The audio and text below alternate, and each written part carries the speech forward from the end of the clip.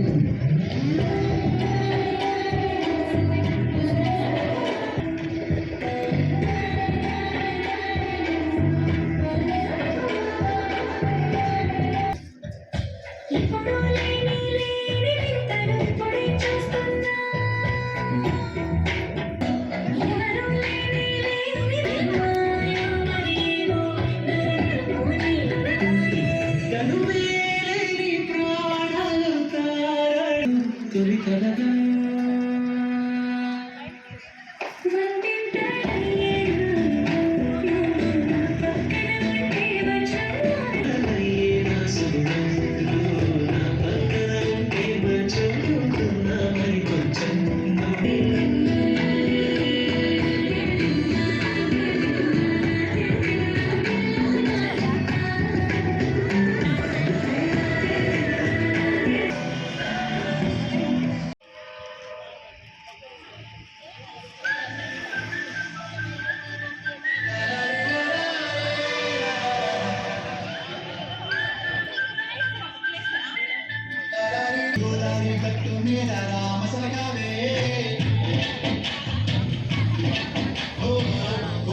కెట్టుకున్న సందా మామవే పూర్త సూడు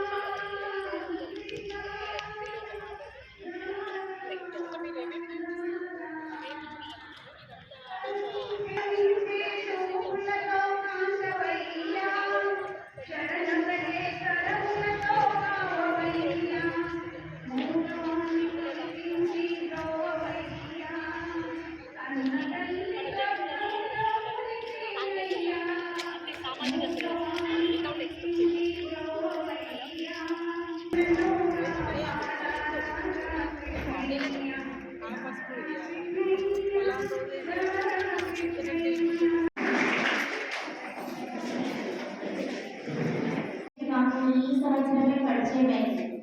దాదాపు ఇది కొన్ని సంవత్సరాల నుండి నడుస్తుంది. కానీ జగిత్యాలలో పరిచయం అనేది ఈ 2024లో జరగడం ఒక విశేషంగా వింతగా అనిపిస్తుంది. ఎందుకంటే ఈ స్వరస్నేహం లోపల ఎన్ని కళలు ఉంటాయా అనేది నాకు తెలియదు. ఎందుకంటే నాకున్న ఈ అనుభవంలో నేను కొత్తగా చూస్తున్నాను. నేను పరిచయం దాదాపు ఒక 60 రోజులు అవుతుంది. ఈ 60 రోజులలో నేను అవార్డు కూడా తీసుకున్నాను. కథా స్నేహంలో నేను కథ రాయడం అనేది నేను ఊహించే విధంగా నేను ఒక వామన స్థానంలో వచ్చిన తర్వాత కథ రాయాలనుకున్నాను. కానీ ఈ వయసులో నేను కథ రాస్తానని నేను అనుకోలేదు. కాబట్టి నేను కథ రాయడం వల్ల నాకు హైదరాబాద్లో అవార్డు కూడా రావడం నాకు ఊహించే విధంగా జరిగింది. కాబట్టి నేను చాలా ఆనందిస్తున్నాను. నాకు ఈ అవకాశం ఇచ్చిన మా కమిటీ మెంబర్ అధ్యక్షుడు గారికి ఎప్పుడో యాక్చువల్లీ ఒక ఏజ్ వచ్చి నాకు రాయాలనుకుంటా రిలాక్స్ టైంలో. కానీ ఈ గ్రూప్లో జాయిన్ అవ్వడం వల్ల తను ఒకటి నేర్చుకోవడం రాయకూడదు, నేను ఫీమేల్స్ ఎందుకు కాకూడదు అంటే మన మహిళల్లో చాలా చాలా టాలెంట్ ఉంటుంది. మనం గృహాన్ని నడపగలుగుతాం, మనం దేంట్లో టాలెంట్ ఉంటుందంటే ఎంతో సమస్యలు మనం వేధిస్తాం చిన్న పిల్లలకి. కళాస్నేహం ద్వారా లతలాగా అల్లికపోయిన స్వరస్నేహం, నాట్య స్నేహం, కథా స్నేహం, చిత్ర స్నేహం వీటి గురించి చెప్పాలి అంటే ముందుగా వ్యవస్థాపక ఆచార్య గారు శ్రీమాన్ గోపాల్ ఆచార్య గారికి స్వరస్నేహం అంటే ఏంటో తెలియని నాకు స్వరస్నేహం ద్వారా చాలా పాటలు పాడి అంటే ఇది ఏంటంటే ముఖ్యంగా ఇంట్లో ఉన్న గృహిణులకి చాలా అదిగా ఉంటుంది. అంటే ఇంట్లో ఉండి మనం ఎక్కడ వెళ్ళలేము, పాడలేము. ఇది మనకు ఒక వేదిక అన్నమాట. ఇది మనకు ఒక వేదిక. సో దీన్ని అందరి మహిళలు దీని ద్వారా మహిళలు గృహిణిలో ఉన్న కళలను వెలికి తీసి ఎంతో ఉత్సాహంగా పాల్గొనేలాగా సార్ గారు ఎంతో అందరిలో ఇలా వెలికి తీశారు. ఇలాంటి వేదిక కల్పించిన స్వరస్నేహం గారి తరఫున ధన్యవాదాలు.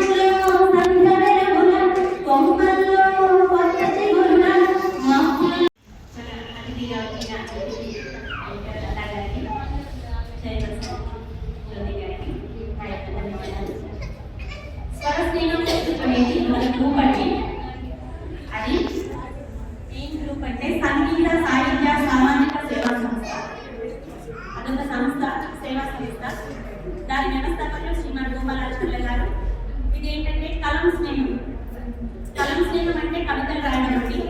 అందులో కవితలు రాయడం ఉంటుంది కళా స్నేహం గ్రూప్లో. స్వర స్నేహం గ్రూప్లో ఏంటంటే పాటలు పాడడం ఉంటుంది, కథా స్నేహం దాంట్లో కథలు రాయడం, చిత్ర స్నేహం మనము పెయింటింగ్స్ వేయడం, చిత్రాలు గీయడం అన్నమాట, అది ఒక గ్రూప్. తర్వాత మళ్ళీ నాట్య స్నేహం, నాట్యం ఉంటుంది దాంట్లో. ఇది ఒక 5 గ్రూపులుగా తను ఎంతో బాగా రన్ చేస్తున్నారు. స్వర స్నేహం సమకృష్ణ గోపాలాచార్య గారు, వారికి మా ప్రత్యేక ధన్యవాదాలు. ఎందుకంటే మన మహిళల్లో ఎంతో ఆసక్తికరంగా ఉండొచ్చు కళలు ఏవైనా. తమ అమూల్యమైన సమయాన్ని కేటాయించి మన కోసం స్నేహం కోసం వచ్చేసిన అడిషనల్ కలెక్టర్ లతా మేడం గారు నాకు చాలా రోజులు సుపరిచితులు. యోగి గారు కూడా ఇరవై పరిచయం అయ్యారు. స్వరస్నేహం అనేది 14 మంది మెంబర్స్ తోటి స్టార్ట్ అయింది. కలర్ స్నేహం అనే కార్యక్రమంతో స్టార్ట్ అయింది. గోపాల్ గారు 14 మందితోనే స్టార్ట్ చేశారు. అది ఇంతింతై ఒడ్డు ఇంతై అన్నట్టుగా 14 మంది పోయి 30 మందికి అయినాం. 30 మంది ఉన్నప్పుడు నేను జాయిన్ అయినా 2018లో. 2018 నుండి స్టిల్ ఇప్పటి వరకు నేను కంటిన్యూషన్లోనే ఉన్నాను. దీని అనుబంధ సంస్థలు, కలర్ స్నేహం యొక్క అనుబంధ సంస్థలు స్వర స్నేహం, కథా స్నేహం, నాట్య స్నేహం, ఇలా ఒక్కొక్క గ్రూప్కి 365 నుండి 370 మంది అనేది ఒక్క గ్రూప్కి. స్వర స్నేహంలో 370 ఉంటే కలర్ స్నేహంలో 370, ఇలా 5 శాఖలలో 370, 370 దాదాపుగా 15 నుండి 18 మంది సభ్యులున్న సంస్థ ఇది. 15 నుండి 18 మంది ఈ సభ్యులు అంతా ఎక్కువగా మోడల్ ఆడవాళ్ళే ఉన్నారు. ప్రొఫెషనల్ చాలా పెద్ద పెద్ద ప్రొఫెషనల్లో ఉన్న వాళ్ళు కూడా ఈ సంస్థలో రాణిస్తారు. రోజు పోటీ మాకు.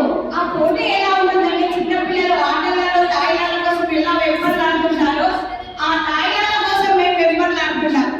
ఎలా అంటే first best, first second, star, 5 star, special jury, best 10. ఈ పోటీ ప్రపంచం లోపల ఒకరికొకరు మేము మమైక్యమైపోయి అసలు ఒకరి మొహాలు ఒకరికి తెలియదు, కానీ పేరు బట్టి మేము అందరము ఒక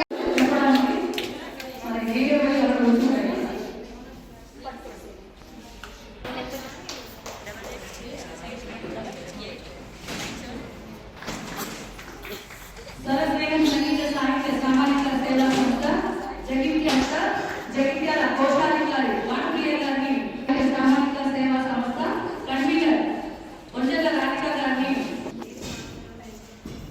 అలాగే సాంస్కృతిక కార్యదర్శి నెక్స్ట్ రెడీగా ఉండాలి, అలాగే సాంస్కృతిక కార్యదర్శి గోపి, అలాగే ఈ స్వరస్నేహం సంగీత సాహిత్య సామాజిక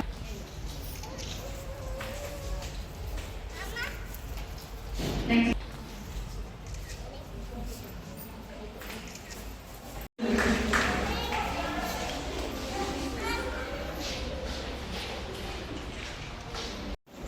ఈ స్వర స్నేహం సంగీత సాహిత్య సామాజిక సేవ సంస్థ వారి ఆధ్వర్యంలో ముందస్తుల సంక్రాంతి సంబరాల సందర్భంగా ముగ్గుల పోటీ నిర్వహించడం జరిగింది ఈరోజు.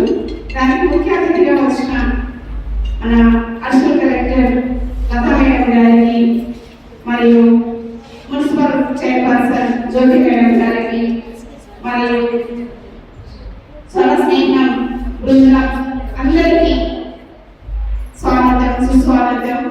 మరియు ఈ ముఖ్య పోటీలో పాల్గొన్న పిల్లలకి, మహిళలకి అందరికీ ధన్యవాదాలు. వారు స్వర స్నేహం టీం వారు వచ్చి మేడం ఒక మీ వేదిక ఇవ్వాలని కోరుకుంటున్నాను. ఇది మేము మొదటిసారిగా సంక్రాంతి సందర్భంగా ముగ్గుల పోటీ మహిళలు పెట్టదలుచుకున్నాం అనగానే ఇంత మంచి ప్రోగ్రాం వారిలో ఆలోచన రావడం అనేది చాలా బాగా అనిపించి ఎందుకంటే ఇమ్మీడియట్గా అసలు ఆలోచించకుండా 1 minute ఓకే మేడం ఇంత మంచి ప్రోగ్రామ్ నేను చేస్తానంటే అసలు మేము ఎందుకు ఇవ్వము. అది దట్టు మహిళలు కలిసి ప్రోగ్రామ్ నిర్వహించడం అనేది చాలా గ్రేట్. ఇది ఎందుకంటే జెంట్స్ సపోర్ట్, జెంట్స్ చేయడం అనేది ఏ ప్రోగ్రామ్స్, స్టేజ్ ప్రోగ్రామ్ చేసినా, ఏ కార్యక్రమం నిర్వహించినా జెంట్స్కి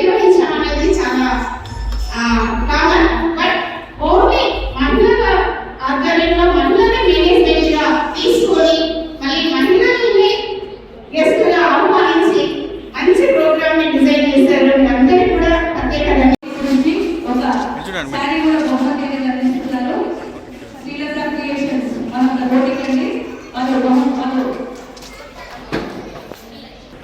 ఈ అమ్మాయి ఆవాసం నుంచి వచ్చింది, చాలా చక్కగా మెసేజ్ ఇచ్చింది కాబట్టి ఇక్కడ ఇవ్వడం జరిగింది. గట్టిగా చెప్పండి. అడిషనల్ కలెక్టర్ గారు మగిరి నివేదిక రావడం జరిగిందండి. తను అలాగే గోపిల మౌలిక అమ్మాయికి ఇంత చక్కగా వేసి మనల్ని ఉత్సాహపరిచినందుకు తనకి ఈ యొక్క అర్హురాలన్న ఉద్దేశంతో ఇవ్వడం అనేది జరుగుతుంది. తనకు ఎంచుకోవడం జరిగిందండి.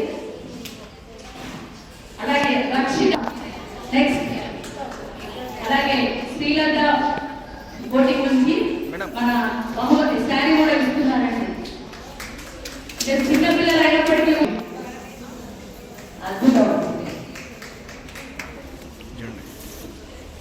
అలాగే ఈ ఇంత అద్భుతమైన వేదిక మీకు దొరికితే చాలా ఆనందంగా ఉంటుంది.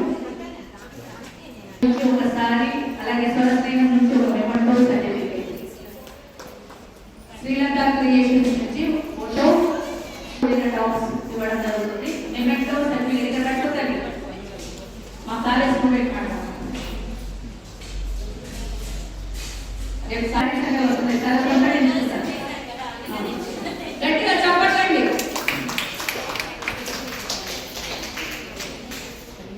అలాగే శ్రీజ లేదా సోమలక్ష్మి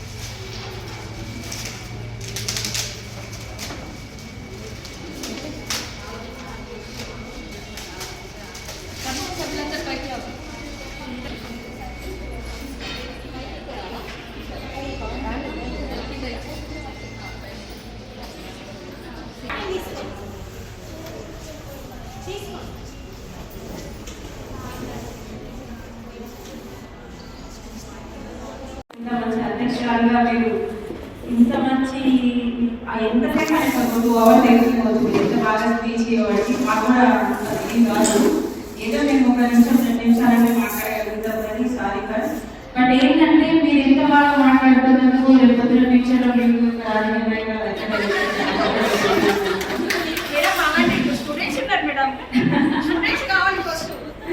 అట్లాగే మరి స్వరస్నేహం ఈ యొక్క ఇంత మంచి ప్రోగ్రామ్ పెట్టిన ఇంత మంచి కార్యక్రమానికి మరి మమ్మల్ని ఆహ్వానించిన ప్రతి ఒక్కరికి స్వరస్నేహ బృందానికి హృదయపూర్వక ధన్యవాదాలు తెలియజేస్తున్నాను.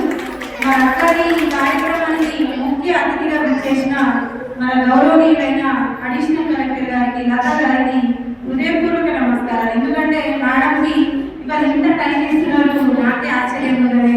అసలు మహిళలు అనేసరికి మేడం ఇలా కూర్చున్నారు కానీ లేకపోతే అసలు కూర్చునే వారే కాదు. లేడీస్ మహిళల ప్రోగ్రామ్ అనేసరికి కూర్చున్నారు.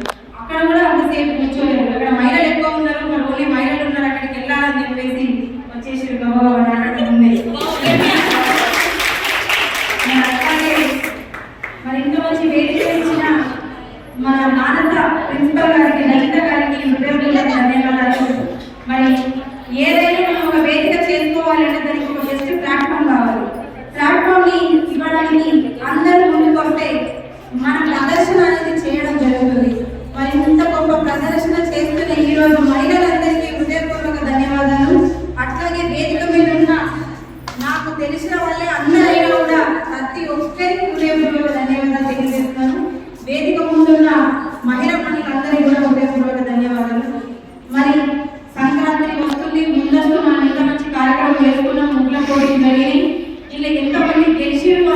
ఇంపార్టెంట్ కాదు, ఎంతమంది పార్టిసిపేట్ చేసేది అనేది ఇంపార్టెంట్.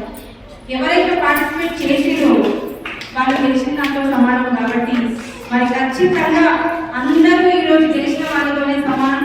ఎవరు వీళ్ళు ఫస్ట్ బహుమతి వచ్చింది, నాకు సెకండ్ వచ్చింది, నాకు రాలేదు అని ఎవరు కూడా డిసప్పాయింట్ అవ్వాల్సిన అవసరం లేదు.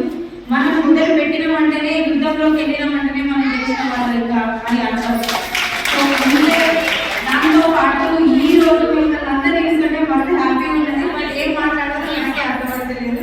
వాళ్ళైతే ఒక పాలేసుకొని కూర్చున్నారు, ఎందుకంటే అది కాకలేదు. అందుకని చెప్పింది ఎక్కువసేపు మాట్లాడినప్పుడు ఓన్లీ 1 minute మాట్లాడతారు. రచన లెక్క అయితే ఎక్కువసేపు మాట్లాడచ్చు, ఆమె లెక్క అయితే అసలు మాట్లాడరు, 2 నిమిషాలు మాట్లాడతారు. అండ్ ఏంటంటే అందరూ ఈరోజు గెలిచిన వాళ్ళతో సమానం, ఎవరు కూడా డిసప్పాయింట్ అవ్వద్దు ఫస్ట్ ఆఫ్ ఆల్. అండ్ అందరికీ కూడా ముందస్తు సంక్రాంతి శుభాకాంక్షలు. అండ్ అయిపోయింది కాబట్టి నెలంతా మనకు సంవత్సరమే, కొత్త సంవత్సరమే, సంవత్సరం అంతా కొత్త సంవత్సరం రానే ఉండాలి.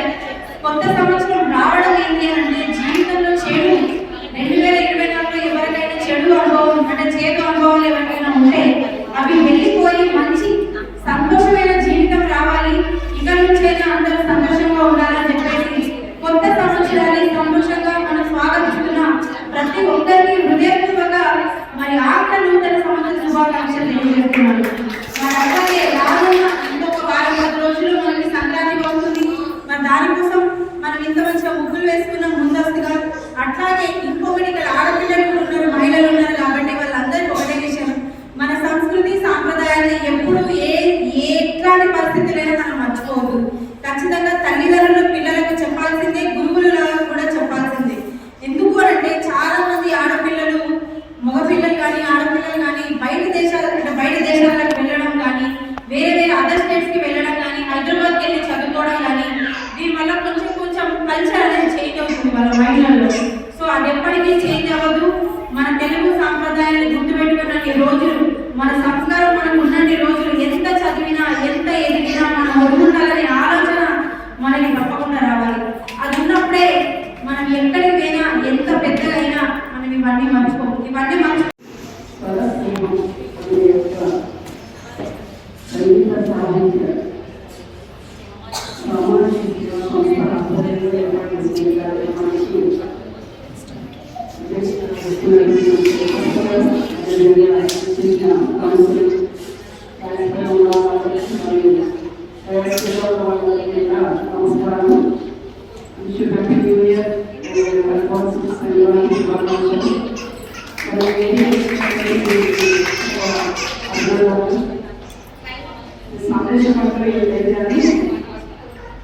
మహిళలు ఒకప్పుడు అసలు గృహం దాటి బయటకి వచ్చేవాళ్ళే కాదు. ఈ విషయం ఇక్కడ కూర్చున్న వాళ్ళు ఎంతమంది చేస్తారు? చాలా తక్కువ ఉంటుంది కదా. సో అటువంటి మహిళ అప్పుడున్న సామాజిక పరిస్థితులలో కొంచెం వాళ్ళు బలంగా ఉండడానికి ఇంకో ఎవరైనా సరిపోతుంది అనేసి అనుకుంటున్నారు. కానీ ఆ తర్వాత మహిళలకి అన్ని విషయాలలో సంగీత సాహిత్యమే కాదు, పరిపాలన, ఉద్యోగం అన్నింటిలో కూడా భాగస్వామ్యం అనేది నెమ్మదిగా స్టార్ట్ అయింది. మరి ముఖ్యంగా స్వతంత్ర పోరాటంలో చాలా విజయవంతంగా ఎంతో మంది మహిళలు పాల్గొనడం జరిగింది. ఇంకా ముఖ్యమైన సంగతి ఏంటంటే మహిళల యొక్క వెనుకబాటు తనాన్ని గుర్తించి మహిళలకి అన్ని హక్కులు రావాలి, మహిళలు అన్ని విధాలా పొందుతారని చెప్పేసి అప్పట్లో ఆదిశంకరాచార్య గారు కావచ్చు, ఆ తర్వాత చెప్పుకుంటూ పోతే చాలా పెద్ద ఇస్తుంది. అలా పిల్లలు కూడా పురుషులే పోరాటం. ఎందుకు పురుషులు పోరాడారు అంటే మహిళలు బయటకు వచ్చే అవకాశం లేదు. వాళ్ళే బయట ఉన్నారు. సో బయట ఉన్న వాళ్ళకి విద్యావంతులకి అదే మహిళలకి మన సమాజంలో గర్భాలైనటువంటి మహిళల్ని మనం బోధించలేదు. బోధించకపోవడమే కాదు, వాళ్ళని వెనకబడేస్తున్నాము, వాళ్ళ చిన్న చూపు చూస్తున్నాము అనేది వాళ్ళు గ్రహించి ఎప్పుడైతే మహిళలు కూడా మరి మన సమాజంలో ముందుకు వస్తుందో, ఎప్పుడైతే మహిళ విద్యావంతురాలు అవుతుందో అప్పటి వరకు ఈ సమాజంలో పూర్తి స్థాయిలో సమగ్రంగా అభివృద్ధి చెందరు అని వాళ్ళు గుర్తించి పోరాడి కొన్ని మంది వచ్చారు.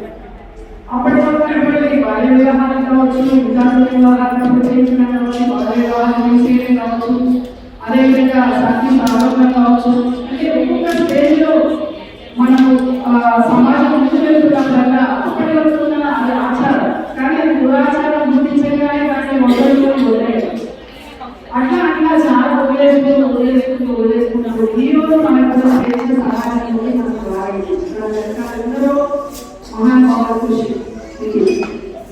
వచ్చాము.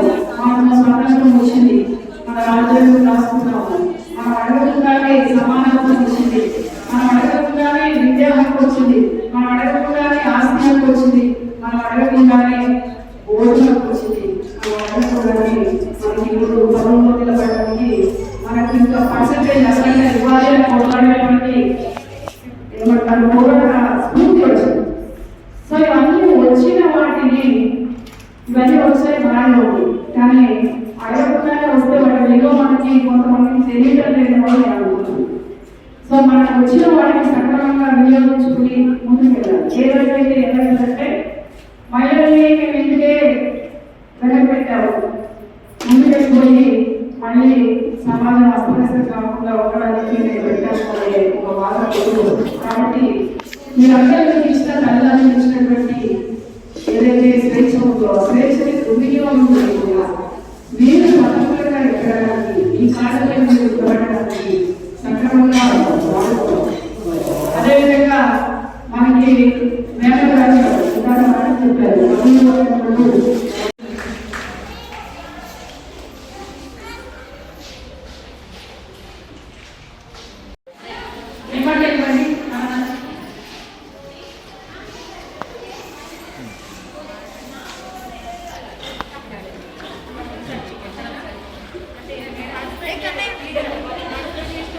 నాని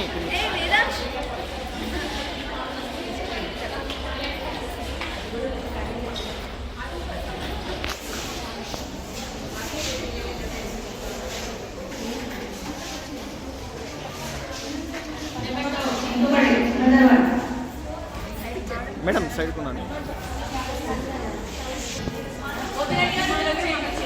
మేడం ఇది చూడండి.